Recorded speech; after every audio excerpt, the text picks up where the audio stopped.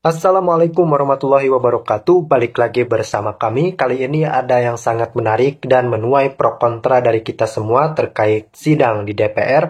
Bukannya membahas rancangan undang-undang perampasan aset, malah mempermasalahkan status tersangka yang diberikan oleh Kejaksaan Agung kepada salah satu ex-pejabat di Republik Indonesia yang juga pada pemilihan presiden. Kemarin itu terlibat dalam tim pemenangan salah satu capres yang kalah. Rekan-rekan, pada saat ini di era kepemimpinan Presiden Prabowo Subianto, kita melihat KPK dan Kejagung sangat luar biasa top dalam menangani kasus korupsi. Kejaksaan Agung gerak cepat, begitupun dengan KPK. Namun inilah Republik Indonesia, inilah negara demokrasi. Meskipun kita melihat gaya kepemimpinan yang positif dari Pak Presiden Prabowo Subianto, terutama dalam menangani kasus korupsi dan tentu saja menciduk para pelaku korupsi yang ada di Indonesia, namun sangat disayangkan masih ada suara-suara negatif yang mengatakan bahwa pencidukan koruptor tersebut adalah bentuk pesanan politik. Dan kali ini Kejaksaan Agung benar-benar membeberkan semua pada sidang parlemen di DPR, serta pejabat korup akan semakin ketar-ketir dengan ini semua. Tanpa berlama-lama, langsung kita simak terlebih dahulu. Ini tidak boleh ke sini. Lagi pimpinan, tolong diberikan kesempatan pada, tolong diskors dulu pimpinan. Ini sudah tidak kondusif. Rapat konsultasi tadi belum selesai, belum ditutup pimpinan. Partai Kebangkitan Bangsa sudah. Pimpinan, sekjen tidak boleh ikut campur tangan. Sekjen, pimpinan.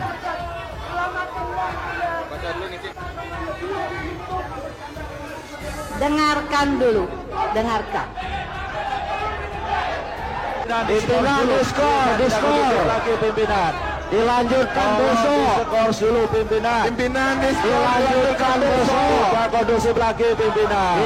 Sidang segera diskors. Ini tidak boleh ke sini. Sidang segera diskors. Ketuk palu Bu. Agar sidang segera diskors. Ketuk palu. Agar sidang segera diskors. Marilah kita berbuat sejarah yang baik. Saya sampaikan berkali-kali, harimau mati meninggalkan belang, gajah mati meninggalkan gading. Kita nanti dipanggil Tuhan, yang kita tinggalkan hanya nama kita. Apa nama baik atau nama tidak baik? Sebelum bertindak, ingat selalu nama baikmu. Ingat istri dan anakmu. Saya sedih kalau saya lihat ada kawan saya, rekan saya, mantan senior saya, mantan junior saya ditangkap masuk penjara. Saya sedih. Saya bertanya, bagaimana istrinya, bagaimana anaknya? Bagaimana anaknya di sekolah? Bapakmu koruptor ya? Oh, bapakmu kemarin ditangkap ya? Bagaimana anaknya? Coba. Asabri, Pak Erik bersama Pak Prabowo punya data. Pak Erik lapor ke Pak Prabowo, Pak ini proses bagaimana? Kata Pak Prabowo, lanjutkan proses hukum Pak Erik. Diproses Asabri. Ahok ngapain selain ngebacot, omon-omon, marah-marah, maki-maki bapak-bapak? Apa yang dilakukannya? Ada nggak dia bawa data ke aparat penegak hukum? Nggak ada kan? Ngapain dipanggil? Kita ngapain ngasih panggung orang yang sudah pensiun, nggak berbuat apa-apa, lalu sekarang setelah Kejaksaan Agung melakukan penegakan hukum, dia mau jadi pahlawan kesiangan. Pak Simon dan teman-teman Pertamina, itu saya bangun tidur tanggal 1 Maret, tiba-tiba rame di medsos. Ya, rame di medsos. Saya di Instagram saya itu diserang ribuan buzzernya Ahok. Ya, buzzernya Ahok. Saya lihat, kenapa saya diserang sama buzzernya Ahok, temannya Pak Darmadi ini gitu loh. Ya, buzzernya banyak 0.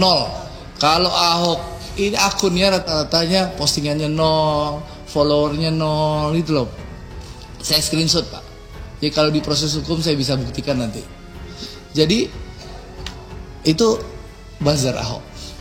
Nah itu menarik nih, ntar dulu. Menarik, saya kaget kan. Tanggal 1 kenapa? Oh saya lihat ternyata di TikTok rame.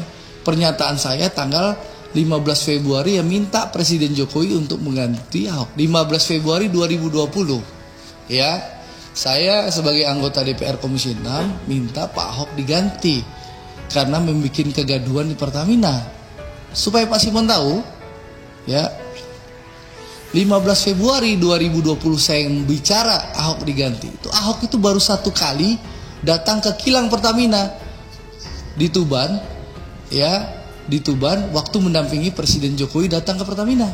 Belum pernah ke kilang-kilang lain. Dan 15 September 2020 itu, ya, Ahok itu belum pernah ke unit hulu. Tanya Pak Tiko nih, Pak Tiko 2020 jabatan Pak Tiko apa dulu Pak Tiko? Masih di Pertagas. Nih, PHE dulu Pak Taufik ini kan orang hulu. Pernah nggak Pak Ahok itu September 2020 waktu saya belum pernah kan? Kayak ini dulu belum. Jadi dia hanya banyak omon-omon Pak Darmadi. Ya, bahkan kenapa sih bilang kegaduhan? Sebentar Pak. Jadi kegaduhan. Contoh, Pak Simon punya direktur SDM sama namanya Hersuk. Sebelum Hersuk tuh ada orang tua namanya Pak Kus. Ya. Nah, bapak-bapak ini tahu bagaimana Ahok membentak-bentak tuh orang tua Pak Kus itu, ya. Karena apa? Pak Ahok minta ada orang yang dinaikkan promosi tapi tidak sesuai jenjang kepangkatan. Ya Pak Kusnya nggak mampu menaikkan. Dimaki-maki lah Pak Kus itu. Saya bisa ganti Anda loh. Saya bisa ngomong Menteri BUMN. Kok perlu Menteri BUMN nggak setuju? Saya bisa ngomong Presiden. Karena Ahok dulu temannya Presiden, Pak. Saktiman Raguna dulu. Jadi meskipun saya minta dicopot, nggak mungkin dicopot karena Ahok itu temannya Presiden. Saktiman Raguna Ahok itu, Prof Darmadi. Pulang keluar dari penjara langsung bisa jadi Komet Pertamina. Nah, tapi yang menarik setelah Kejaksaan Agung melakukan penangkapan, membongkar kasus korupsi yang mengagetkan kita semua ya. Kalau itu benar ya, itu mengagetkan kita semua. Saya berpikir malingnya si Sani itu main impor crude aja. Ya, saya nggak sangka kalau dia nyolong di RON juga. Ya, itu kalau itu terjadi, ya, itu Ahok ngapain aja Pak Darmadi? Ya, padahal Ahok itu menikmati loh penghasilan puluhan miliar jadi Komet Pertamina. Jadi dia marah-marah ke Pak Alfian, maki-maki Pak Alfian di ruang rapat. Itu ngapain aja? Ya, karena di Ahok itu komisaris utama 2019 sampai 2000 berapa sih? Terakhirnya? Dia alasannya kan nggak 2024. Bayangin Pak Darmadi puluhan miliar per tahun. Belum lagi rajin main golf gitu loh. Itu fasilitas yang didapatkan Ahok sebagai Komet Pertamina.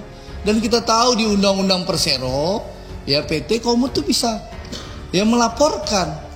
Lihat Erick Thohir, Menteri BUMN. Ada kasus Jiwasraya. Dia dapat data, dia datang ke Kejaksaan Agung. Jiwasraya diproses. Asabri, Pak Erick bersama Pak Prabowo punya data. Pak Erick lapor ke Pak Prabowo, Pak ini proses bagaimana? Kata Pak Prabowo, lanjutkan proses hukum Pak Erick. Diproses Asabri. Ahok ngapain selain ngebacot, omon-omon, marah-marah, maki-maki bapak-bapak? Apa yang dilakukannya? Ada nggak dia bawa data ke aparat penegak hukum? Nggak ada kan?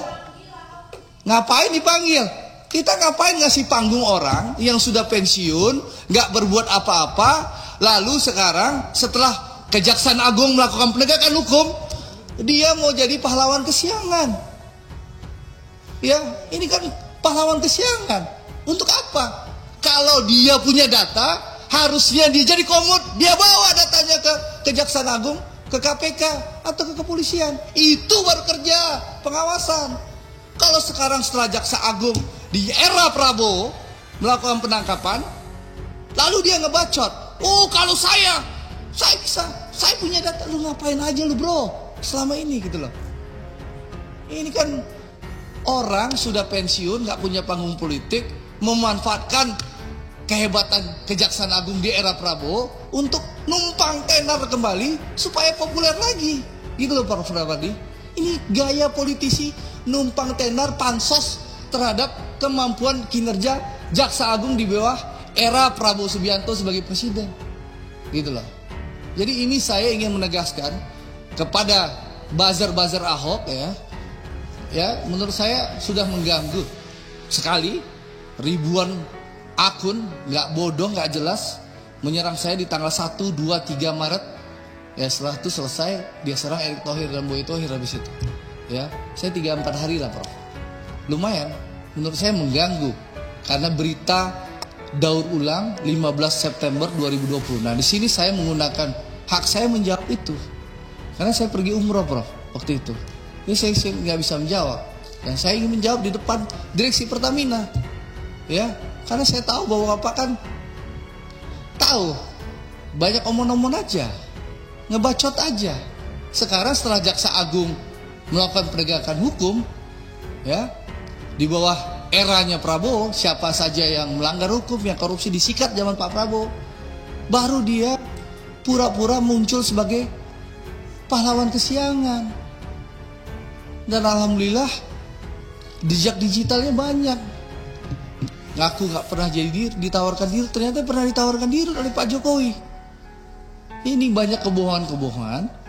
Jadi saya minta teman-teman, mari kita rasional. Ya, itu hak teman-teman mau ngundang Ahok, silahkan.